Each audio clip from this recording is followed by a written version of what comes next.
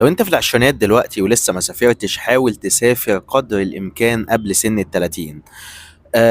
تجربتي في الخليج، بصراحة عايز انقلها لكم. انا طبعا جالي من سنتين كده اوفر ان انا اشتغل في سلطنة عمان.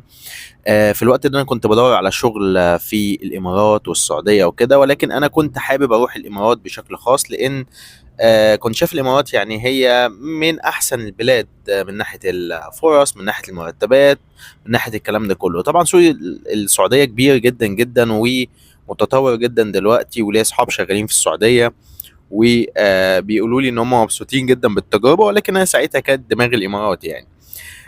بس جات لي فرصة إن أنا أروح سلطنة عمان. وما كنتش أعرف كتير عن سلطنة عمان بصراحة، لأن اسمها مش بيتم تداوله كتير في الأخبار يعني. ولكن سلطنة عمان هي جنب الإمارات بالظبط، يعتبر بينها وبين الإمارات بالباص أو بالعربية 4 ساعات. وهي يعني دولة عكس الإمارات تماما في حاجات كتير. يعني الإمارات أبراج وكده، وتلاقي الدنيا هناك يعني تحسها مودرن وبتاع. سلطنة عمان محافظة شوية على الحتة التاريخية بتاعتها والتراث. ولما تروح هناك هتلاقي الدنيا شوية طبيعية كده، ما فيهاش أبراج وبتاع، لا هتلاقي الدنيا شوية يعني ماشية على التراث بتاعهم شوية. طبعا الناس اللي شافت سلطنة عمان، سافرت أو عموما شافت لها فيديوهات أو أيا كان، هيكونوا فاهمين الكلام اللي أنا بقوله ده. المهم، انت دلوقتي لو سنك تحت ال30، فليه انت محتاج تسافر بدري؟ انت محتاج تسافر بدري عشان كذا حاجة. اول حاجة، انت بتاخد وقت عبال ما مرتبك يكبر في الخليج.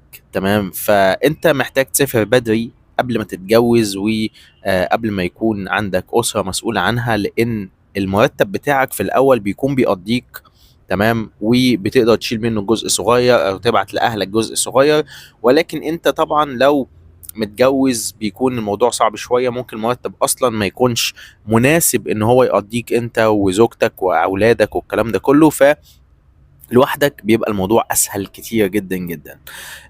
زائد طبعا ان موضوع الشغل هناك بيكون فيه شويه عدم استقرار في البدايه. لو انت لسه رايح الخليج جديد، فانت برضه ما تضمنش ايه اللي هيحصل معاك. هل الشركه دي كويسه ان انت تستمر فيها سنه واثنين وثلاثه، ولا الشركه مش هتكون قد توقعاتك مثلا، فانت محتاج بقى تبتدي تشوف في البلد شغل تاني، او تنقل على بلد تانية في الخليج او ايا كان. دي حاجه. الحاجة التانية ان الخليج بصراحة ممتازة جدا من ناحية السهولة عن اوروبا. انت دلوقتي بتقدر تسافر الخليج بكل سهولة، مش محتاج بقى تعقيدات في الفيزا والكلام ده كله. الموضوع سهل جدا جدا، سواء انت مسافر حتى فيزا سياحة لوحدك